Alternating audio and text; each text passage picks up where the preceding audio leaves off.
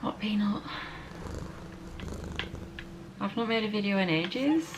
Yeah, it's close season. I don't leave the house, duh.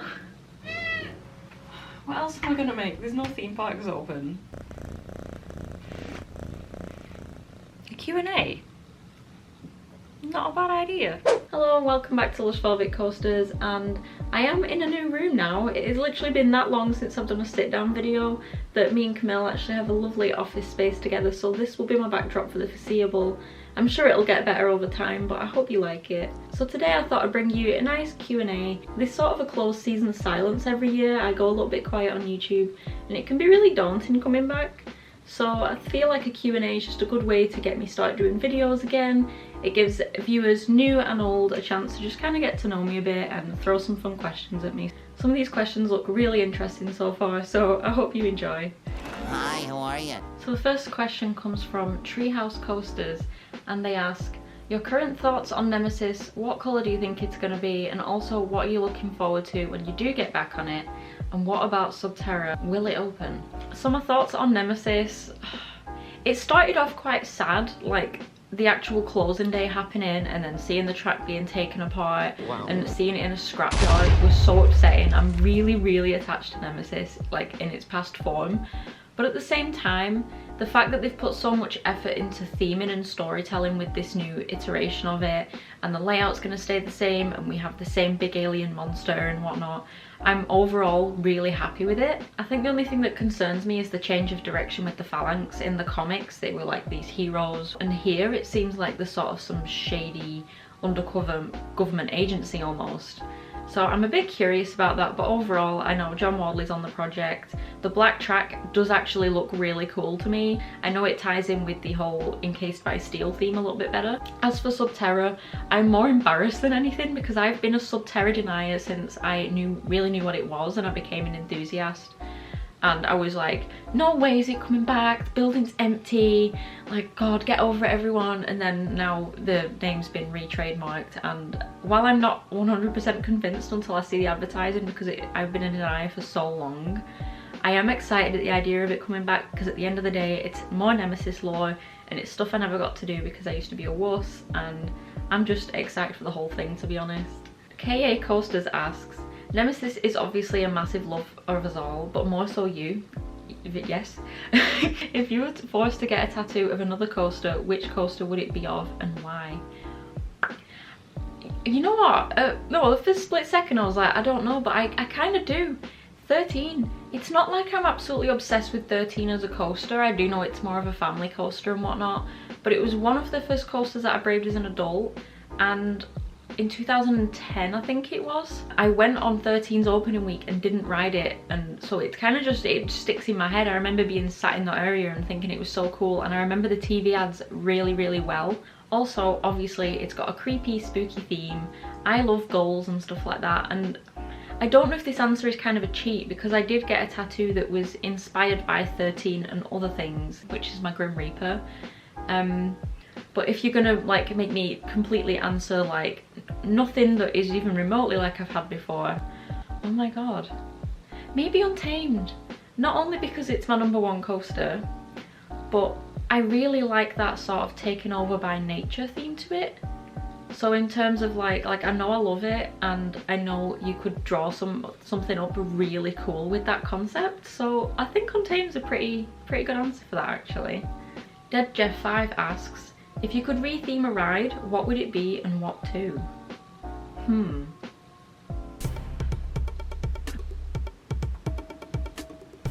I would have to pause. Hang on, I need a minute to think about this. Anything that I think could hold a theme, like something indoors or in a sort of enclosed area, already is themed well that I've done personally, and I didn't want to just cop out and pick Alton Towers, but I have to. I would pick Rita because coaster layout wise it's fun and it's snappy, but obviously it's in Dark Forest and it's near like Hex and the towers, and it's near 13, and the theme just makes no sense to me. I think a lot of the reason why I don't slate it, but the reason that I don't rate it is because it doesn't really have a fitting theme. So I would retheme it to something, because you have 13 with the If You Go Down to the Woods Today. Wouldn't it be cool if Rita was themed to like another nursery rhyme, childish type thing, maybe like a Little Red Riding Hood type thing? Hear me out. Maybe you have to escape the wolf, or maybe you are a werewolf, but the train design could be like a cool looking wolf on the front. The track could be repainted, I don't know, I think like a brown. I know that sounds really rubbish, but like a really nice rustic brown. And it could just be themed to you're the werewolf going after Little Red Riding Hood, or something along those lines. So you could have, I would love it to have an enclosed station, because it's the UK, the weather's miserable all the time anyway. It could be some old decrepit cottage or something that's taken over by vines and things to make it tie into the area. And yeah, I hope you're picturing it as well as I am. Imagine the night rides on that as well. Spike asks, favourite non-coaster ride? Now, I feel like I have like spreadsheets and rankings for these things, but they literally change all the time. So I'm going to take this one off the top of my head, and I'm going to say Tower of Terror. I think it's the one non-coaster ride that gives me the right level of thrills and theming. And I think that's the one thing that falls short with a lot of dark rides, is I just like thrills. I know that's so simple, and there's so many other things and thrills that we can enjoy. But it's like, it has the full storytelling. You're not just going up and down. You go through these little bits of storytelling to get to the point where the ride starts. And there's a randomization of the cycles, so it's not too repetitive.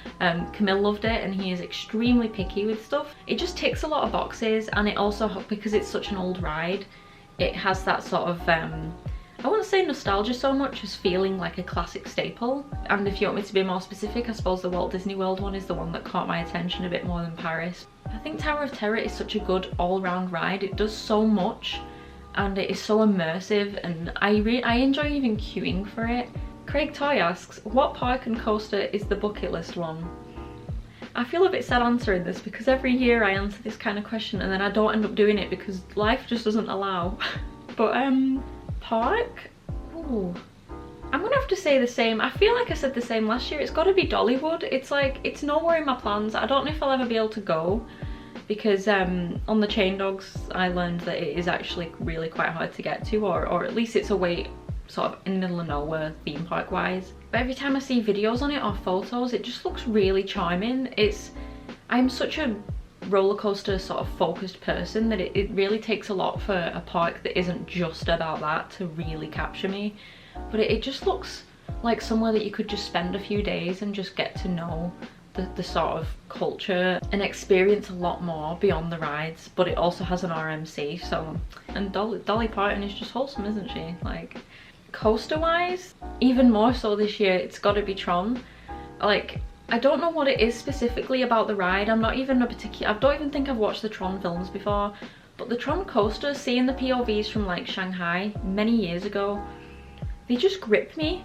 It's one of those coasters where the POVs make me weirdly emotional. I think it's just because you are literally transported into another universe. Even if it's a short ride, it just looks so visually amazing. And especially now that it's at Disney World, which is somewhere that is a bit more accessible for me to go to than Shanghai. And all of the new press about the new one in Florida, like, it's got to be Tron. I feel like that's been my answer every single year that I've done Q&As, but I'm gonna have to go to them now so I can have some new answers. Laura asks, and I already commented on this question because it's such a good question, and I've also thought of a bit of a clever way to answer it. She asks, if you had to make a sandwich based on a coaster, which coaster do you pick and what fillings / bread fit the theme? Right, I've been thinking about this for a good few minutes, and I can't fathom like creative sandwiches because I don't eat many sandwiches, so I'm really sorry. I'm gonna answer it as if it was a burger because that's something I can kind of visualize better. If anyone has any better answers than me, like sandwich based, please comment them because I'm just blanking.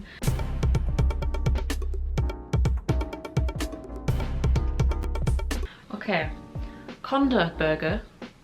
Sorry for the lack of creative name. So Conda has this like animalistic train and this very like jungly vibe station, and I'm thinking of this very surface level, no research, so it's not going to be accurate, but how about a burger with just like a brioche bun, which is personal taste, and it would have like a plant-based patty, just to kind of stick to that naturey theme. Maybe like a thin slice of halloumi. That's just the base of it. So lots of like lettuce. Why do I feel like I'm giving the most bizarre McDonald's order. And I think it would have to have some sort of like avocado. Right, I'm sorry if this is gross. This is my answer, alright. Some sort of like avocado for that kind of fresh pop of flavour. But also like a hot sauce, or maybe like a sprinkling of chilies so that you have the spice, because it's a spicy coaster. It would just have to be like plant-based and have like a lot of greens and stuff, but also have that little kick to, I suppose, represent the thrill and the danger of it.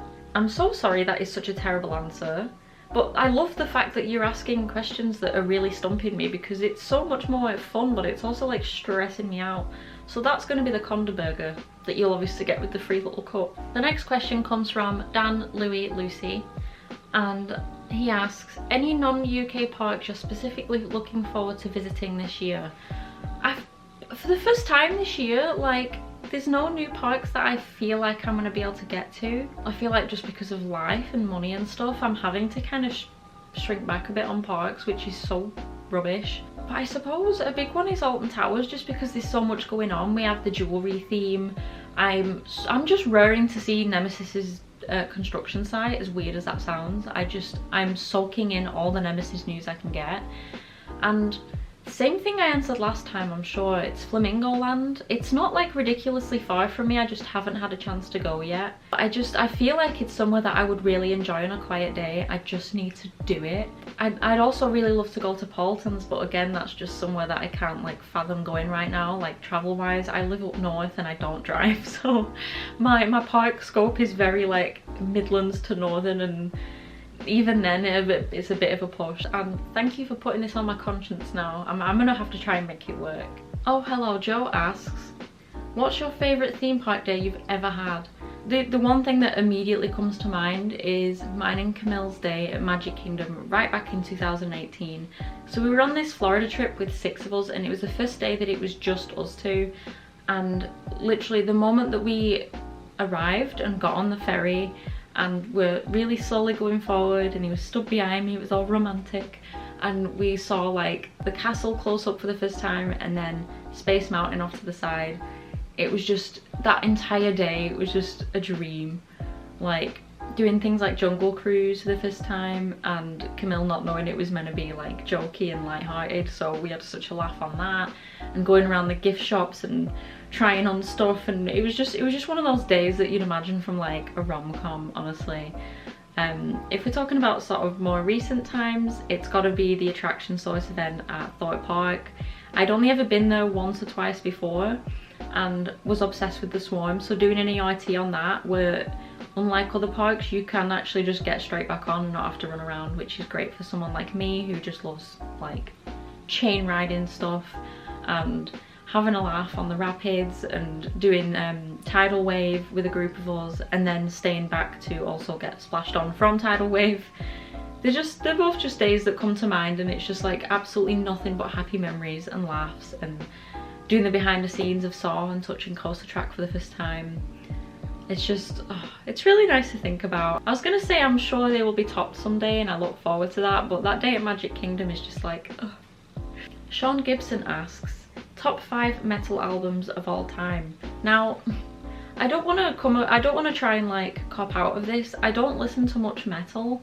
My music taste is literally like whatever sticks and whatever, I don't know, gets my interest at the time. It changes all the time. I like the odd song from the odd artist, from the odd genre, and it's really mishmashed. I suppose my favourite metal album would be Follow the Leader by Korn. I really like Korn, to be fair. They've been sort of on and off what I'm listening to over the years. And my all-time favourite band is 9 Inch Nails, which some songs could be classed as metal, but they're so mishmashy with genre. If you want my top 5 albums of all time, just to kind of be as fair as possible, I would say 9 Inch Nails, The Fragile, and 9 Inch Nails, Pretty Hate Machine, because Nin, I have never ever gone off. I've listened to them consistently since I was like 10 years old. Obviously Korn, Follow the Leader. Tyler the Creator, Igor. It was like the first I sort of started listening to him around the time that came out, and it's one of those albums where songs always end up in playlists. And Gorillaz Demon Days, just absolute bangers throughout. Timeless, classic. But yeah, sorry, I don't have a top 5 metal albums, but there's my top 5 overall right now, because it's always changing. Thomas asks, favourite Skirmaze attraction you've gone through? You know what? It's not the scariest I've done, but it's the theming. It's got to be Darkest Depths. Now, just bear in mind, I've only ever done the Skirmazes at Alton Towers, Thorpe Park, Chessington. I've never done anything after dark, or at press events, or anything private, or anything abroad, so I know that that might not be like many people's top. But Darkest Depths is one of those mazes that I've done it every chance I can, except last year, which I really regret. And I just love the way that it's scary and atmospheric, or I should say it's creepy and atmospheric without being full out scary all the time. While I do love stuff like Creek Freak, where I was just terrified the whole time and it really got my heart going, adrenaline and all that awesome stuff, Darkest Steps is just, I don't know, it has my heart a little bit in the same way that certain roller coasters will have your heart. Like, I've loved it every time I've done it. The theming's always amazing, the actors have always been consistent, and I know that that makes mazes so different for different people, because you can have a really bad run through of a great maze and it makes it not a good maze. But Darkest Steps has just always been consistent, and every year there's been something that I've noticed. Like, obviously there's hundreds of details that change and that you wouldn't notice or you don't quite remember, but Darkest Depths has those big ones. Like, I don't know if these things have happened every year or if I just notice them when I redo things, but like one year there was a bit of a drawbridge type thing where the floor was a bit wobbly as you walked on it. The last time I did it, there was sand on the floor, so you could feel that texture. It kind of feels like you've crashed at the bottom of the ocean and the sand's coming in. It genuinely feels like you're in a sinking ship. And the finale, while it hasn't changed each year that I've done it, I think it was one ending one year, one another time, and then the first ending the third time, if I'm remembering right, it always manages to get you. And even if you know what's coming up, that anticipation scares you because it's so chaotic. You don't know exactly when it's going to happen because there's so much going on. It's hard to predict, oh yeah, this is the end now. Like, it's so immersive that you don't just feel like you're in a theme park in this maze. You are right where it tells you you are, you know what I mean? Bumbaloo asks, favourite theme park mascot? Well, Bumbaloo, don't worry, my favourite theme park mascot is Rory the Lion at Drayton Manor. No, I'm not a mascot person, I'm so sorry. They really, they can be really cute and I do get excited over them, but I also feel just that like little bit creeped out that there's, like, spoiler alert, if you're a child, there's people in them. So I always feel a bit uncomfortable. I'm so sorry, that's really harsh, but Rory the Lion is the last mascot that I met. Oh, it was my first trip to Drayton Manor, and they were just funny. I don't know, like, it was just a good mascot. I don't know, Henry Hound was before my time, and there was that one at Gulliver's World when I was a kid. If I can find the picture, I'll put it in here. And you can tell how uncomfortable I am. So if I really have to pick, it's got to be Rory. I'm so sorry. And the last question, Rollerbaz and Coaster Dad asks, which hypes you more, Tautatis or Gotham City Escape?